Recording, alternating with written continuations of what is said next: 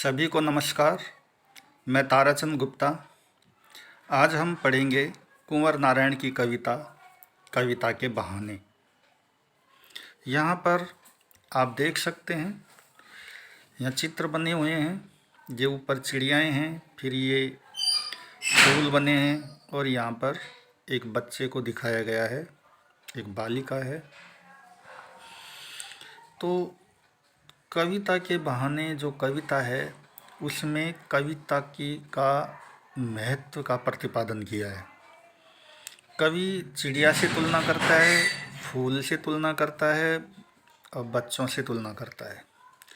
कवि कहता है कि उड़ान चिड़िया भी भरती है, उड़ान कविता भी भरती है, लेकिन फिर भी दोनों की उड़ान में अंतर है। इसी तरह से जिस तरह से फूल खिलता है और अपनी महक बिखेरता है, ऐसे ही कविता भी खिलती है, विकसित होती है और अपना महक बिखेरती है, लेकिन फिर भी दोनों में अंतर है। बच्चों के जो सपने हैं वो असीम होते हैं, बच्चे खेलते हैं और कविता भी खेलती है। कविता भी शब्दों का खेल है और बच्चे भी खेलते हैं। तो दोनों ही खेलते हैं, लेकिन दोनों के खेल में समानता है। यहाँ कविता के बहाने जो कविता है उसमें कवि यह बताना चाह रहा है कि चिड़िया भी उड़ान भरती है, कविता भी उड़ान भरती है, लेकिन चिड़िया की जो सीमाएं हैं उसकी तरह कविता की कोई सीमा नहीं है। फूल खिलते हैं, कविता भी खिलती है, लेकिन फूल अपनी महक बिखेरते हैं, लेकिन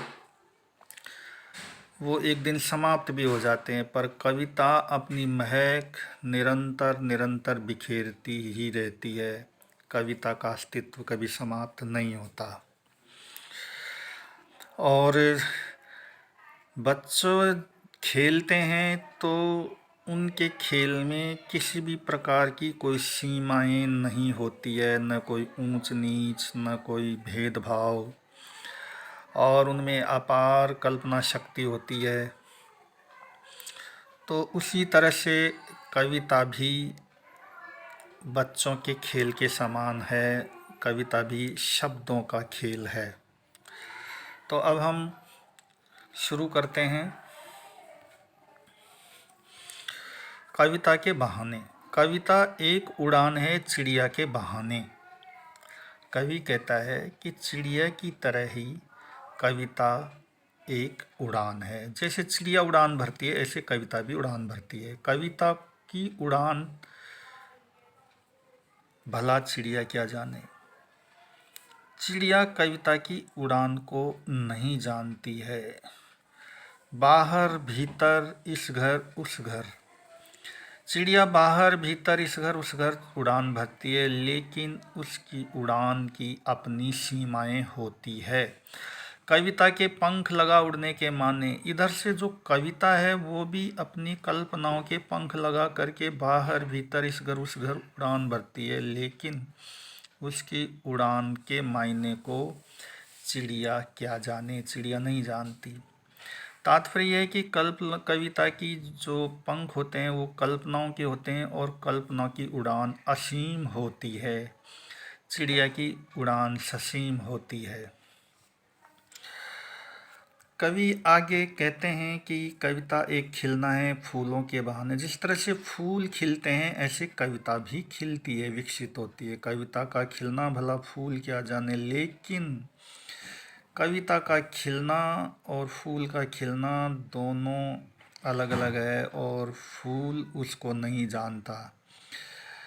फूल बाहर भीतर इस घर उस घर अपनी महक बिखेरता है, तो कविता भी बाहर भीतर इस घर उस घर महक बिखेरती है, लेकिन बिना मुरझाए महकने के मायने को फूल क्या जाने, अर्थात फूल नहीं जानता। तात्पर्य यह है कि जो फूल खिलता है और महकता है तो वो किसी सीमाओं में बंधा होता है, एक निश्चित दूरी तक उसकी महक जाती है, लेकिन कविता जब खिलती है, कविता महकती है, तो उसकी कोई निश्चित दूरी नहीं होती, बल्कि वो असीम होती है, वो देश काल से परे होती है। तो दोनों में ये बड़ा अंतर हो जाता है। कविता एक खेल है, बच्चों के बहाने बाहर भीतर यह घर वह घर, सब घर एक कर देने के माने बच्चा ही जाने। और अब यहाँ प्रकृति के उपादानों से तुलना करने के बाद में कवि बच्चों के खेल से या खेलते हुए बच्चों से कविता की तुलना कर रहे हैं कि बच्चों का जिस तरह से खेल होता है, उसी तरह से कविता भी एक खेल है। कविता शब्दों का खेल होती है। बच्चे जब खेलते हैं तो वो बाहर भीतर यह घर वह घर, खेल खेल में सभी जगह नाप लेते हैं और उनके मन में कोई भेदभाव, कोई जाति धर्म, किसी भी तरह की कोई सीमाएं नहीं होती है, कोई बंधन नहीं होता है। वो निष्कलुष और बिल्कुल अपनेपन से वो खेलते हैं। उनके खेल में किसी तरह की कोई बाधाएं नहीं होती है। तो कविता भी इसी प्रकार से है कि कविता शब्दों का ऐसा खेल है। ये जो खेल है, ये खेल बाहर भीतर इस घर उस घर सभी जगह अपना प्रभाव दिखाता है। जाति धर्म ऊंच नीच किसी भी तरह का भेदभाव कविता नहीं करती है, जिस तरह से खेलते हुए बच्चे। यहाँ पर दोनों में समानता बताई कवि ने। सब घर एक कर देते हैं, बच्चे भी और कविता भी। बच्चे निर्विकार भाव से बिना किसी प्रकार की सीमाओं में बंधे वे खेल खेल में सब घरों को एक कर देते हैं, सब प्रकार के बंधन तोड़ देते हैं। ऐसे ही कविता है। कविता जाति धर्म ऊंच नीच भेदभाव सबसे ऊपर उठी हुई होती है। तो कविता के खेल को बच्चे जानते हैं, बच्चे ही जाने। तो इस तरह से ये एक बहुत ही सुंदर कविता है और इस कविता के माध्यम से कवि ने कविता के महत्व का प्रतिपादन किया है।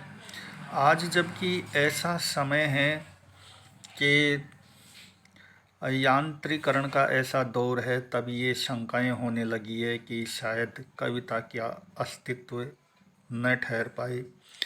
लेकिन कवि ने इस कविता के माध्यम से ये बताने का सफल प्रयास किया है कि चाहे कैसा भी दौर क्यों न हो, कविता का महत्व कम नहीं हो सकता। कविता एक ऐसी चीज़ है जो असीम कल्पना के माध्यम से देश काल आदि की सीमाओं को तोड़ते हुए सब तक पहुंचती है, सब तक अपनी महक बिखेरती है।